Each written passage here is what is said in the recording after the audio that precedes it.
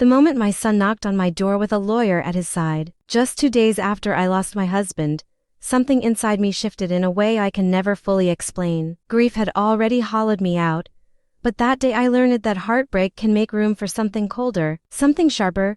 Some betrayals do not come with shouting or slammed doors. They arrive quietly, wrapped in politeness, dressed in expensive suits, and speaking in calm, measured tones as if your pain is nothing more than paperwork waiting to be processed. My name is Evelyn Harper, and for over 3 decades, my husband Raymond and I built our life from the ground up. When I say we started with nothing, I mean it quite literally. Raymond had one used truck that barely held itself together, and a dream that most people would have dismissed as foolish. I still remember the way others looked at him back then, the subtle smiles, the quiet doubt, but Raymond had a kind of determination that did not bend easily. While he spent endless hours driving across states, I stayed home managing the numbers from our small kitchen table, turning receipts into records and hope into something tangible. Over the years, that single truck turned into a fleet, and that fragile dream transformed into a thriving business. Yet, despite our success, we never allowed ourselves to forget where we came from. We lived modestly, stayed in the same house, and chose stability over luxury every single time. Everything we did was for our family, especially for our son Kyle, who grew up watching his father work tirelessly and his mother hold everything together behind the scenes. The first sign that something was wrong came quietly. Just like everything else that would follow, Raymond came home one evening after a doctor's appointment, and I immediately sensed a shift in him. He was not a man who hid his emotions well, and that day he barely spoke. He stood by the kitchen window for a long time, staring out at the backyard we had spent years tending together, as if he was trying to memorize it. When I asked how the appointment went, he gave me a simple answer that did not match the heaviness in the room. He said everything was fine.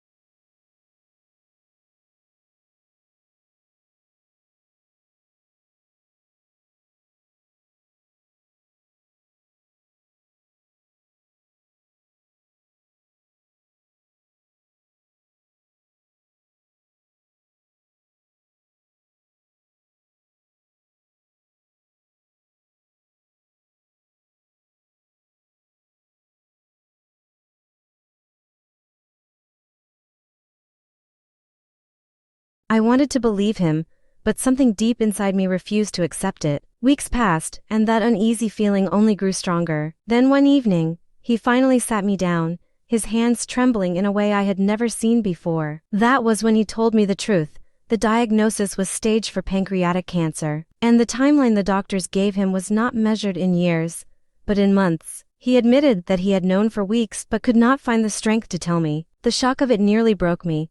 But what surprised me most came afterward. Instead of focusing on himself, Raymond became determined to protect me. He asked me to do something that felt strange at the time. He wanted me to move all of our financial assets into accounts that were solely in my name. At first, I thought fear was clouding his judgment, but then he explained the real reason behind his request. He told me he had noticed something unsettling about our daughter-in-law, Vanessa. She had been asking questions about the business and our finances, but not directly to us.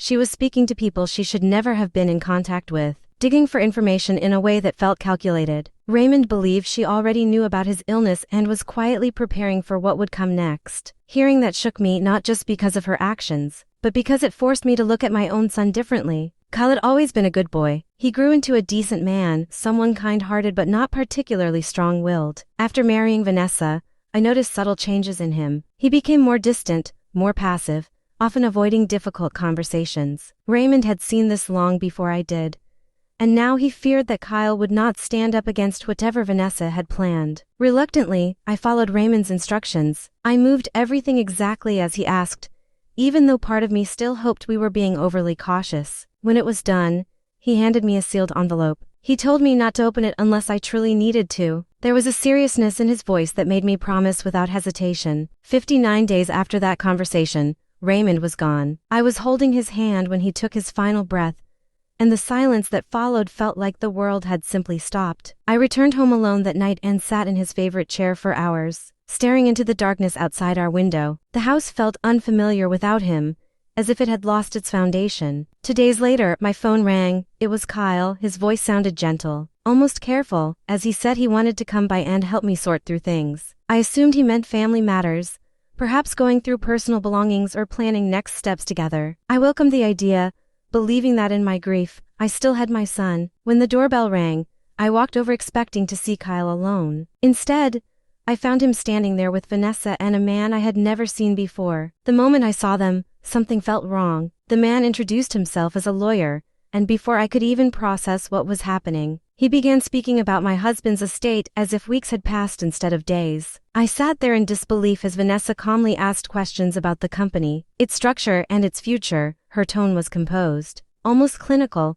completely detached from the reality that Raymond had not even been laid to rest yet. The flowers for his service had not been chosen, and here they were discussing assets and ownership as if they were reviewing a business deal. In that moment, my grief was overshadowed by something else entirely. A clarity settled over me, sharp and undeniable. I realized exactly what they were doing, and I refused to let it continue. With as much calm as I could gather, I told them to leave. I did not raise my voice or argue. I simply made it clear that they were no longer welcome in my home. The moment their car disappeared down the driveway, I went straight to the place where Raymond had hidden the envelope. My hands trembled as I opened it, unsure of what I would find but knowing it would change everything. Inside was a detailed explanation of the steps he had taken long before his diagnosis became known. 18 months earlier, Raymond had quietly restructured the ownership of the company. The majority of it had already been transferred into my name through legal channels that left no room for dispute. Kyle was still included, but only through a trust that ensured his share could never be influenced or controlled by a spouse. At the bottom of the letter, Raymond had written a final note. He admitted that he had seen trouble coming long before anyone else and only wished he had trusted his instincts sooner. I did not waste time. I contacted Margaret, our longtime attorney,